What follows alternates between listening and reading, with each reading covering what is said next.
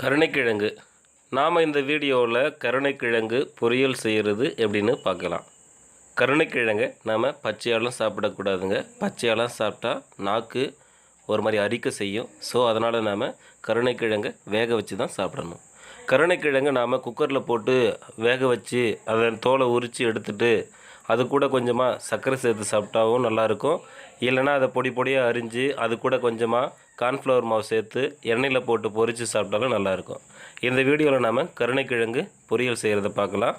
கருணைக்கிழங்கு பொரியல் செய்கிறதுக்கு தேவையான பொருட்கள்: கருணைக்கிழங்கு, சின்ன வெங்காயம், பச்சை மிளகாய், பூண்டு, வடவம், கறிவேப்பிலை, மஞ்சள் தூள், உப்பு தேவையான அளவு, எண்ணெய் தேவையான அளவு. சரி, வாங்க நம்ம இப்போ கருணைக்கிழங்கு பொரியல் செய்கிறது எப்படின்னு பார்க்கலாம். ஒரு வாணலில் தேவையான அளவுக்கு எண்ணெய் ஊற்றிக்குங்க. எண்ணெய் காஞ்சி வந்ததுக்கப்புறம் அதில் வடவத்தையும் சின்ன வெங்காயத்தையும் போட்டு வதக்குங்க. ரெண்டும் வதங்கி வந்ததுக்கப்புறம் அதில் பூண்டை தட்டி போட்டுங்க. ஒரு 4 பல் போட்டால் போதும்.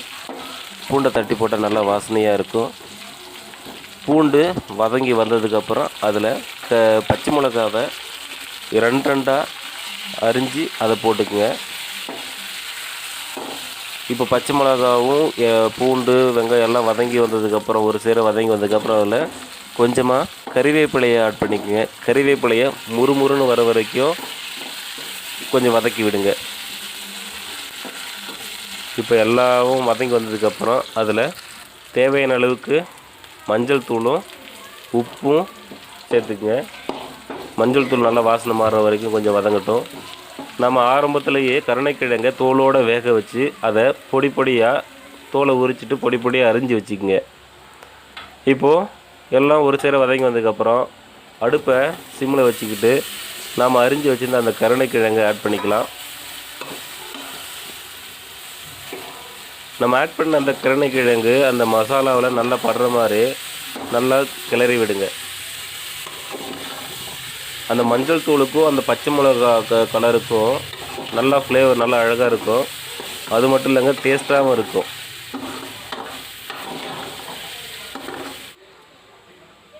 உப்பு கொஞ்சம் ஆட் பண்ணிக்கிறேன் நான். எனக்கு உப்பு கொஞ்சம் கம்மியாக இருக்கிறதுனால நான் கொஞ்சம் ஆட் பண்ணிக்கிட்டேன். நீங்கள் ஆரம்பத்துலேயே உங்களுக்கு தேவையான அளவுக்கு உப்பை ஆட் பண்ணிக்கோங்க. தேவையில்லைனா கூட பத்தலைனா கூட இப்போ கொஞ்சமாக ஆட் பண்ணிவிட்டு நல்லா கிளறி விட்டுக்கலாம்.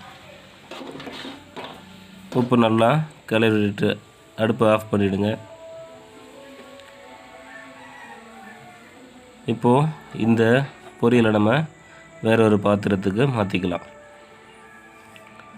எவ்வளோ அழகாக அந்த பச்சை மிளகாவுக்கும் இந்த மஞ்சள் தூள் கலருக்கும் கலர்ஃபுல் காம்பினேஷன் எவ்வளோ அழகாக இருக்குது பாருங்கள். நம்ம வேறு ஒரு ஆடட் ஃப்ளேவர்ஸ் எதுவுமே சேர்க்கலைங்க. மஞ்சள் தூள் தான் சேர்த்தோம். அதுக்கு காம்பினேஷன் நல்லா இருக்குது. அது மட்டும் இல்லைங்க, மஞ்சள் தூளும் உடம்புக்கு நல்லது தான். எவ்வளோ அழகாக கலர்ஃபுல்லாக இருக்குது பாருங்கள்.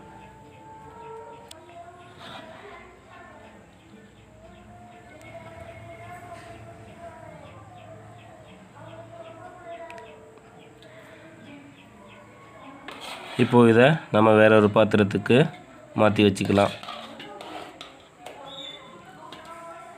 நான் ஆரம்பத்தில் சொன்ன மாதிரி தான் கருணைக்கிழங்கு பார்த்திங்கனாக்கா உடம்புக்கு நன்மை தரக்கூடிய ஒரு பொருள்.